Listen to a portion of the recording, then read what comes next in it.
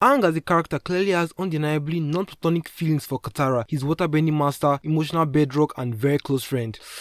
Actually, scratch that, emotional bedrock and trusted associate. Boys and girls can be friends, and no, I shan't elaborate. Subscribe to the Patreon and maybe I'll answer your question. Bitch ass nigga. These non-platonic, seemingly erotic feelings are made evident by the way he rushes to save her from that innocent firebending magic trick, even though her brother remained on board in episode 16, the way he lights up after she gives him a kiss on the cheek for finding her necklace in episode 15, and by how he embraces her after they win the battle against the Fire Navy fleet at the North Pole in episode 20. So, why the fuck in these two episodes does he just let her almost fall deeply in love with these two emotionally distant fuckboys that could very clearly take his girl if they wanted to?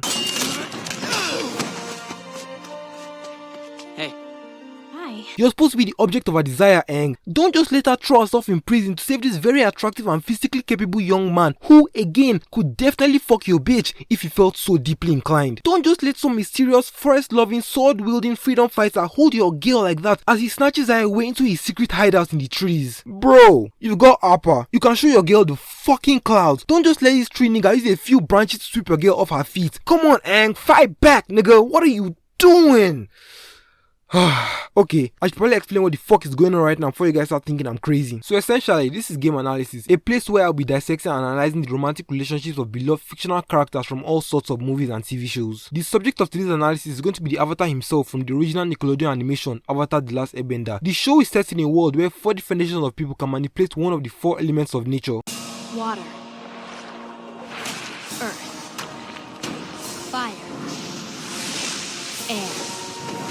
This manipulation is called bending the elements. Every generation, a member of one of the nations is chosen as the avatar and is able to master all 4 elements, which he or she will use to bring balance to the world, whatever the fuck that means. The series follows a group of kids which consists of the avatar and his friends on their journey to help him master the remaining 3 elements because, you know, the title, he is the last airbender, so he already mastered that shit. Anyway, this time, the avatar has to save the world from the Fire Nation because I guess they just woke up one day and started to do a big Hitler on everybody for some fucking reason. Episode 1 starts out with Sokka and Katara, rivalrous siblings from the Southern Water tribe who are out fishing when they stumble upon an iceberg with a boy inside it. But not just any boy, the last airbender. You know, but because of the title, Katara breaks him out and as he lays in her arms, bro wakes up, sees the finest bitch he has ever laid eyes on and immediately asks her out on a date.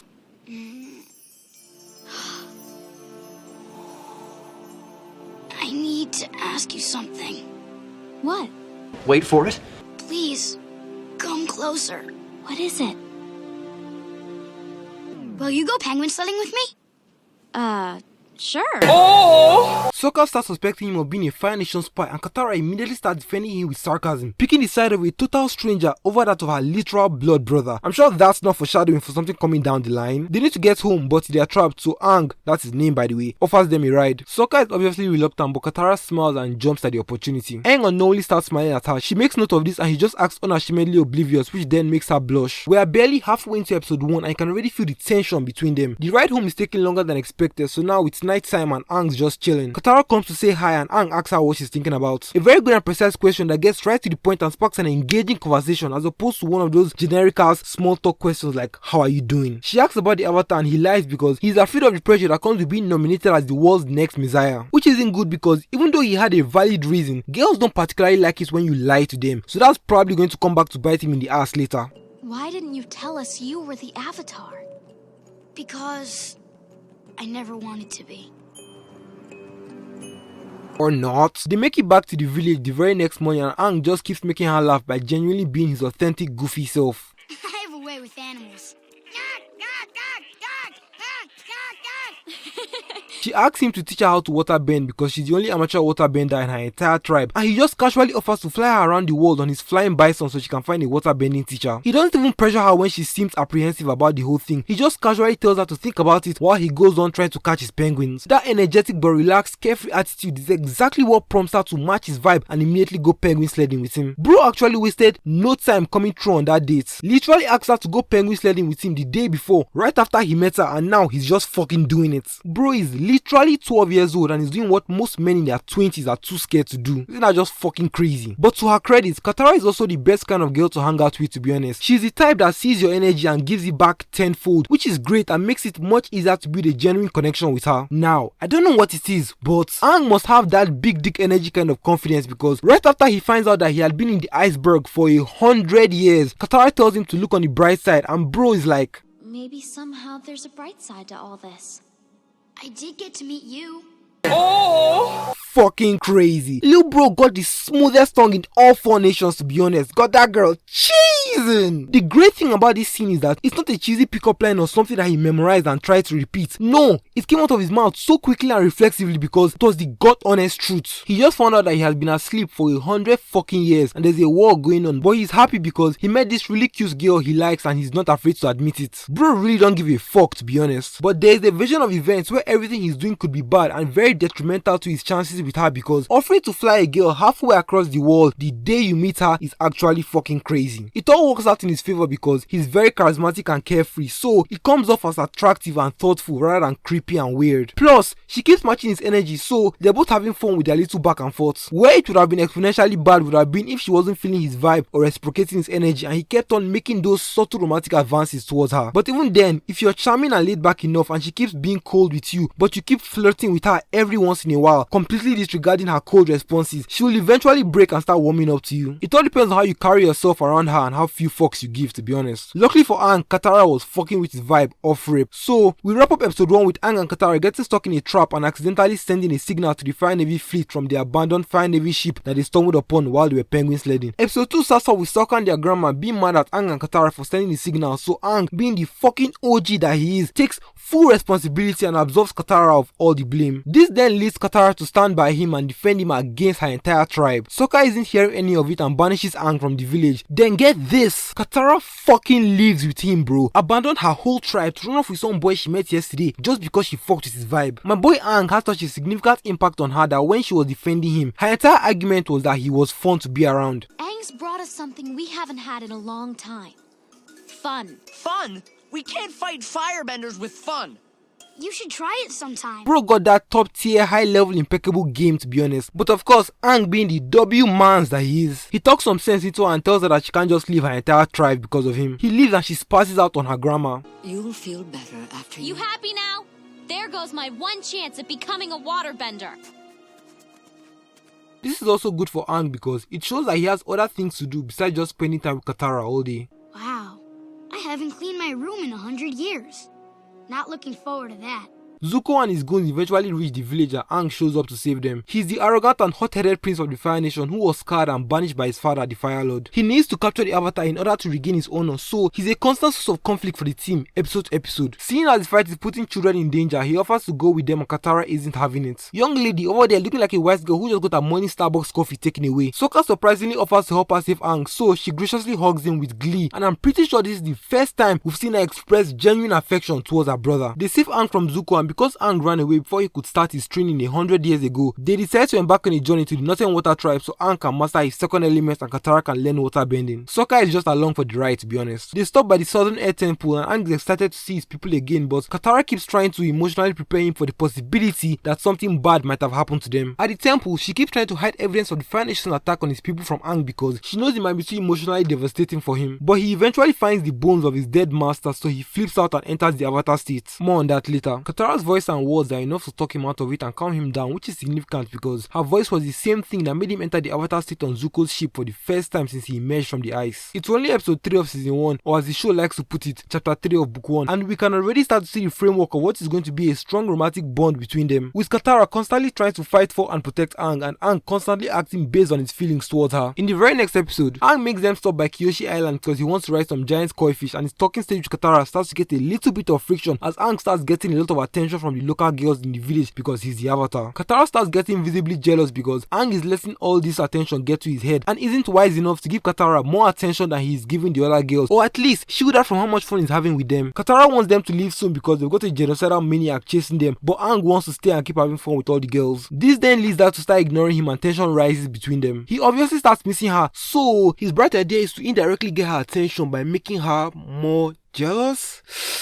Yeah, you can't really blame him though. He's just a kid. He don't know what the fuck he's doing. Obviously, this tactic doesn't fucking work and it just builds a bigger rift between them. Katara, being the older one, ends up becoming the bigger man by swallowing her pride and actually giving Aang the attention he desires. He calls her out for acting like she didn't care about him. She apologizes without passing blame back on him, which then prompts him to do away with his pride and apologize for letting the attention get to his head. And just like that, with simple communication, their squabble has been resolved. And yes, I know I just say fucking squabble. I know I sound like a pretentious twink-ass Englishman from the fucking 1800s or some shit. I like using new words, bro. Get off my dick. Had Katara not swallowed her pride and chosen to forgive him, they would have both been so miserable for no reason at all. Had Katara continued to attack Aang for making her jealous, that would have just led to more fighting, even though her indignation would have been justified. But no, she made the right sequence of choices and decided to do away with all the wrong deeds Aang had done to her and forgive him, which immediately broke down Aang's ego and got right through to his heart, giving him no other option than to forgive and apologize as well. There are 3 key lessons to be learned here, and ironically, they are all from the Bible. Lesson 1, you need to treat others the way you want to be treated. Lesson 2, you can't repay evil with evil. And lesson 3, love doesn't hold a grudge. Anyway, all that was in episode 4. Now we've jumped to episode 14 because for about 10 episodes, their romantic subplots took a serious backseat to the core narrative of the show. And y'all niggas ain't never gonna believe what the fuck happened next. Our boy Aang is in the fucking friend zone now. Crazy turn of events. But surprisingly, it all kind of makes sense actually. Okay, so for context, Katara lost her necklace a few episodes ago and Zuko has had it ever since. Refusing to freely give it back to her as he tries to use it to leverage her into betraying Aang. It means a lot to her because it belonged to her mom and it's all she has to remember her by. So Aang, after 10 episodes of making zero romantic advances towards Katara, decides to make her a new one. She puts it on, asks him how she looks. Aang, being the star-stricken lover boy that he is, gawks at her beauty, mumbles over his words. Sokka starts teasing him, then this happens. Smoochy, smoochy, someone's in love. Well, stop teasing him, Sokka. Wait for it. Aang's just a good friend. A sweet little guy. Just like Momo. Thanks. Oh no! Say it ain't so!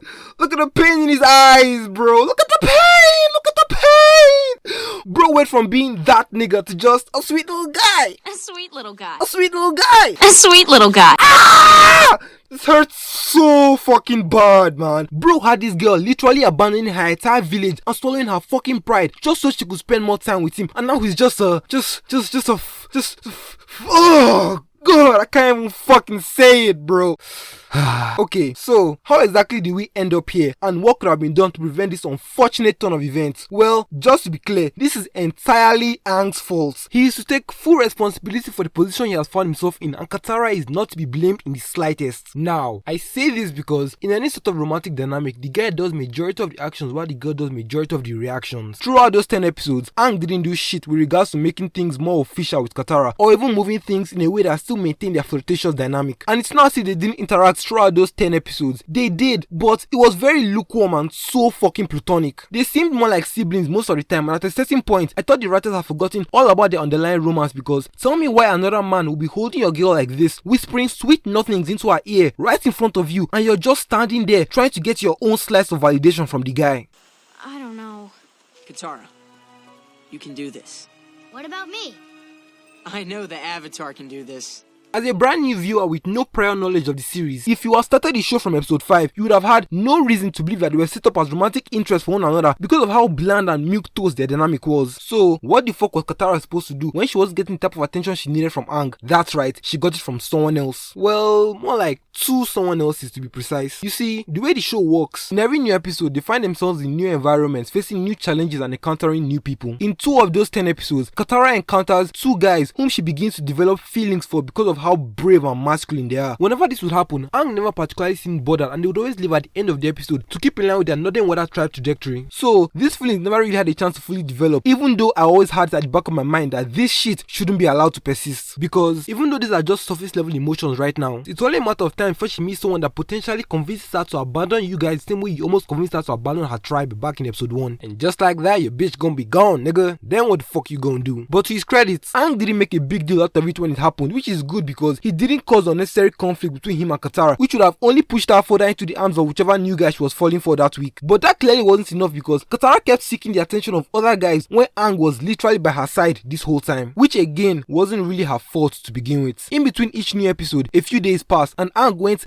10 episodes without making any significant moves on Katara until now. Yeah, that's not good. Women need a lot of constant attention and validation, bro. Like a whole fucking lot. So I wouldn't exactly say that sweeping a girl off her feet, then going 2 weeks without somehow trying to maintain that romantic dynamic is the best way to go about trying to build a sustainable romantic relationship with her. But to be fair, he was dealing with a lot of back-to-back bullshit in those 10 episodes. He found out from Avatar Roku, the firebending avatar before him, that he needs to master all 4 elements before next summer because that's when Sozin's comment will return and that's what the Fire Lord intends to use to win the war. He had to come face to face with the real reason why he ran away from the temple 100 years ago when he found out that he was the Avatar. He got captured by the Fire Nation and was rescued by Prince fucking Zuko of all people. Don't ask. And on top of all that, he still needs to find time to flirt with the girl he likes just so he can make sure she's still attracted to and romantically interested in him. I mean, yeah, that's kinda how life works, bro. Shit happens, but life still goes on. Your responsibilities don't change and the world's expectations of you remains exactly the same. You need to deal with what life throws at you, adapt to your new circumstance, and still make sure that everything else is running as smoothly as it's supposed to be in the background. Regardless of what life threw at him or whatever he was dealing with, Aang should have made out time to give Katara that special kind of attention that she needed from him in order to maintain that romantic attraction she had for him from the moment she laid eyes on him in episode 1. So, now do you see how Aang being in the friend zone is entirely his fault? It's quite unfortunate, but Katara simply couldn't make herself stay attracted to Aang even if she wanted to. That's simply not her job and you can't logic your way out of your emotions. If that initial spark of attraction is no longer there and she only sees him as a friend or an extended sibling, there's not much anyone can do about it, to be honest. Now it's just up to Aang to figure out how he wants to deal with the situation. He ends up asking Sokka for advice and he says this: The number one mistake nice guys like you make?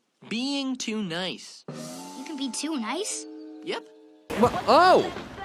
If you want to keep her interested, you have to act aloof. Like you don't really care one way or the other. Well, okay. Which, to be fair, isn't the worst advice in the world, but it's also not really the best. You see, he's right in the sense that girls like what they can't have. So, if you appear to be too busy to talk to them, that will make them desire you even more. But you should never really pretend to be mysterious or preoccupied because that's how you end up calculating how many minutes you should wait before you reply a girl's text on Instagram. Aang even gives this a try and it doesn't work because she just ignores him back. Not out of spite, but out of sheer lack of interest. So that definitely wasn't the best route for Aang to follow. And yes, I know, it's Aang, not Aang. I'm Nigerian, it's not my fault. I can't pronounce it the way you Westerners pronounce it. But at least I'm not fucking saying Ong. My name is Aang. Man, get your bitch ass out of here. I know who I am. I like to play airball and eat banana cakes and goof off with my friends. That's who I am. Yeah, you're now much better, nigga. Just because you look cooler, you have more accurate costumes and the bending looks very nice. That doesn't mean you're not trash, bro. But I digress. The episode ends up concluding with the status of their love life still up in the air because they have to deal with a big erupting volcano. We go another almost 10 episodes without their romantic subplot being at the forefront of the narrative. A bunch of stuff has happened in between, but essentially, they made it to the Northern Water Tribe, found the waterbending master, learned some waterbending, got attacked by the Fire Nation, defeated the Fire Nation, and now they're on their way back to Omashu so that King Bumi can help Aang learn earthbending. But to get there safely, they have to go through the Lover's Tunnel with a bunch of hippie travelers. The tunnel is one big ass labyrinth and along the way they get separated, so now it's just Aang and Katara on one side and Sokka and the hippies on the other side. Nobody really knows how to get to the end of the tunnel, so Katara has this bright idea that since the legend says that the only way to get to the end of the tunnel is to trust in love or some bullshit like that, she and Aang should kiss. He's obviously excited at the idea, but he gets nervous and fumbles the entire bag. Us. Kissing. Us kissing. What was I thinking? Can you imagine that? Wait for it. Yeah, I definitely wouldn't want to kiss you. Oh, well, I didn't realize it was such a horrible option. Wait for it. Sorry I suggested it. No, I mean, if it was a choice between kissing you and dying. Wait for it. I'm saying I would rather kiss you than die. That's a compliment. Well, I'm not sure which I would rather do. What is wrong with me? You know, I really don't know what happened to Aang's charm and confidence from the first few episodes because now he's just way too anxious around her. It's probably a result of the excessive stress and neurosis from dealing with the weight of the world on his shoulders, but Lil Bro really needs to get his shit back together. Get your shit together! Get it all together and put it in a backpack. All your shit, so it's together. On the bright side, this means that Katara is open to seeing Aang as a real romantic partner again, so at least we're making progress, I guess. We skip yet another 10 episodes and Team Avatar has found an earthbending teacher for Aang by the name of Toph Beifong, and now they're all in the desert because Sokka made them go to some super secret underground library run by spirits because he wants to get some information on the Fire Nation before the comet comes. Oh yeah, King Bumi couldn't train Aang because they got to Omashu, found out I'm taken over by the Fire Nation, and King Bumi just felt like chilling. He wanted to remain a prisoner until he felt it was the right time for him to strike, so they had to find a new guy. Enter Toph Beifong. Alright, all caught up now? Great, let's get back to it. After a while, the chief spirit in charge, Wan Shi Tong, gets angry with them for trying to use his knowledge for retaliatory purposes and try to completely bury the library underground with Team Avatar still in it. Luckily for them, Toph and Appa remained outside, so Toph tries to hold the library in place with earth bending to prevent it from sinking. This, however, makes her unable to stop the sand-bending desert bandits when they come to apprehend Appa, and by the time Team Avatar makes that of the library with the information they need, Appa is already long gone. Aang understandably gets livid with Toph because he's feeling a lot of pain and he needs someone to blame. She tries to explain herself with logic and reason, but Aang isn't having any of it. Obviously, she couldn't hold the fucking library and stop the sandbenders at the same time. So Katara steps in to calm him down, but he's still not having any of it. He flies off and abandons his friends and attempts to find Appa by himself. So now they are stuck in the desert, forced to find their way out in one piece while fighting the treacherous heat and agonizing thirst. Sokka drinks some cactus juice and starts hallucinating. Toph is blind, so she can't really see right now because she usually sees with head bending, and the sand is too loose and shifty for her to feel any vibrations with her feet. And Aang has abandoned them in vengeful anger, so now Katara naturally takes up the responsibility of taking care of everyone and keeping them together, seeing as how she's the maternity figure of the group. If he's not angrily arguing and passing out blame, he's depressed, low energy, sluggish, and nihilistically talking about how they won't make it without Appa. I like how she immediately runs to meet Aang when he gets back though. It shows that she was worried about him and she's glad that he's back, but it also has a little bit of I miss you daddy energy. Or maybe I'm just fucking weird, I don't know. And no, I'm not doing the feminine voice. You know what a girl sounds like when she says I miss you daddy? Use your imagination, nigga. Fuck out my face. They eventually run into some sandbenders and Toph recognizes one of them by voice as one of the assailants that kidnapped Appa. So Aang immediately goes apeshit and starts literally threatening them with violence by destroying their sand gliders one at a time if they don't talk. Now, based on who we know Aang to be, and contrary to what you might think right now as a result of Aang's current actions, the character writing here is actually consistent and on point because it shows you just how far Aang, the carefree, fun-loving, vegan, avoid and evade pacifist, is willing to go for the people he loves. Plus, we saw him unnecessarily destroy a vulture bee just because he tried to kidnap Momo a few minutes ago. So, this slight deviation in his character has been set up quite nicely. When he finds out they maltreated Appa by putting a muzzle on him, Aang immediately enters the Avatar state and is surprisingly able to control it for a while as he continues to interrogate the bandits. You see, this is particularly notable because, and this explanation is long overdue, the Avatar state is a power he has never been able to control before, seeing as how it is the combined spiritual energy, years of experience and complete skill sets of all the previous avatars flowing through his body. Every time he enters the Avatar state, nothing but destruction and chaos follows in his wake. So, this horrifyingly scary sight is enough to make the sandbenders tell him where Appa is. After finding out that he had been traded to some black market merchant and is already in Ba Sing Se, he sees that there's nothing more he can do at that moment and completely loses control. Team Avatar has been in this situation with him before, so Sokka grabs Toph and tells her to run. Just get out of here! Run! Run, bitch, run! While everybody's running for their lives, and Aang is increasingly getting more unstable and even starts levitating with a blindingly chaotic ball of air and sand surrounding him. Katara stands completely still behind him, walks up to him, calmly grabs his hand, drags him back down to earth, and hugs him as they both start crying in each other's arms. Now, I included this scene in the analysis because it made me cry when I saw it. This scene has such an effect on me because I know exactly what Aang was going through in that moment, and I understand what it means to feel those two divergent emotions clashing within one psyche at the same time. The pain of losing someone close to you and the reassuring love and comfort from a loved one. It was all just perfectly displayed on screen and I resonated heavily with it. The true beauty of this scene is that even though Katara saw and knew firsthand how dangerous Aang can be when he's like this, she fully believed that he wouldn't hurt her because she trusted him and understood exactly what he needed. She counterbalanced the agonizing pain he felt with the soft embrace from a loved one and immediately calmed him down. However, I will admit that at this particular point in time, the motivations behind this hug are a bit uncertain and I'm unable to determine if it was fueled by genuine romantic feelings for Aang or if this was just a friend providing another friend with some much needed strictly platonic emotional support. But quite frankly, with everything we've seen before and knowing how strong their emotional connection is to each other, we can confidently speculate that there was a good amount of romantic tension that prompted Katara to stand by Aang and calm him down in the way that she did. After that, we get more consistent sprinkles of romance between Aang and Katara for the next 20 episodes as the connection between them subtly grows stronger in the background. After they enlighten the Earth King in episode 38, he agrees to help them lead an invasion against the Fire Nation on the day of the eclipse before the comet comes based on the information they got from the library. So So now, they're all going their separate ways for a while, so Aang tries to confess his feelings for Katara. He gets interrupted, but she eventually hugs him and gives him a kiss on the cheek. At the end of episode 39, bro literally abandoned the possibility of ultimate power just so he can go and save Katara from Azula in Ba Sing Se. In episode 42, after they were defeated at Ba Sing Se and are now hiding out in the Fire Nation, Aang asked Katara to dance with him at the secret dance party he threw for the Fire Nation students. Though their dance was more performative than romantic, at the end she gives him yet another kiss on the cheek. In episode 49, when he's having trouble sleeping due to severe anxiety attacks as a result of the invasion being just mere days away, he daydreams about making out with her. Then on the day of the invasion, bro just fucking kisses her. Yup, after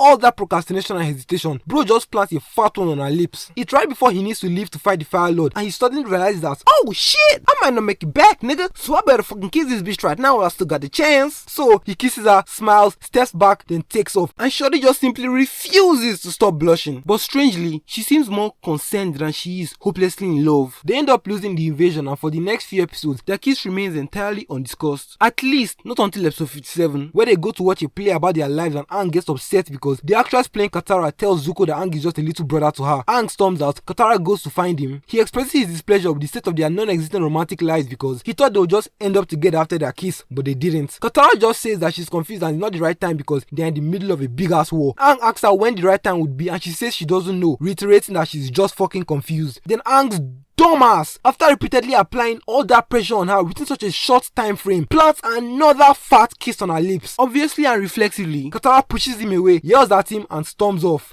Come on, man, what are you doing? You can't pressure women like that, bro. Just look at how carefree and chill you were in episode 1 compared to how tense and nervous you are now. Why do you think Katara was willing to abandon her entire fucking tribe for you back then but can't stand the sight of you now? Women don't like pressure, bro. You need to understand that and chill out. But luckily for him, he ends up winning against the Fire Lord and puts an end to the war. Shortly after the Fire Lord is defeated, we get to the final scene of the last episode and Team Avatar is hanging at Uncle Iroh's new tea shop complaining how Sokka's shitty painting of them looks nothing like them when Aang steps out for a bit, heads to the roof to bask in the peace he has just restored. Katara then follows shortly after. They hold eye contact, share a nice hug, stealth into the sunset, hold eye contact again, then this bitch proceeds to plant the fattest one on his lips, finally validating all the times Aang reached out to kiss her or wanted to confess his true feelings for her. Bro went from freaking out about how to get her to like him to having her be the one to express that same genuine romantic interest in him. The fact that Katara was the one that followed him outside and initiated their kiss is very significant because after spending so much time applying pressure on her and trying to confess his feelings while getting rejected by her at almost every turn, he finally just relaxed, focused on the things he was supposed to do, achieved his goals. Then the woman of his dreams literally came running after him. Really crazy how the moment he stopped chasing her, she started chasing him. Really makes you think about what that says about Katara's relationship as a woman to the things she can have. But regardless, all in all, Aang did his best given the circumstances. When he first met her, he immediately asked her out on a date, maintained a charismatic yet carefree and laid back vibe with her, which only made her want him even more. But he fucked up by failing to continually give her that same romantic attention for several episodes, which is what ultimately led him to being put in the friend zone. The process of him working his way out of there was gruesome and painful to watch because halfway through, he just lost all his confidence and laid back charm due to the Fire Nation related stress and all-round neurosis. But luckily for him, he was able to reignite that romantic spark between them at certain key points of their journey. Played it cool, focused on his grind, achieved his goals, and ultimately ended up with Katara on his meat again, right where she's supposed to be. Yeah, I'm looking at you Zuko x Katara fanatics out there. I will never understand that dumbass ship, to be honest. Katara had one conversation with Zuko in a cave, goes on one revenge quest with him, then stands by him at the end while he battles Azula. And all of a sudden, these crazy ass niggas on the internet are thinking that they are meant to be together. So just fuck Aang and all the time he spent bonding with Katara in those first 4 episodes of the show.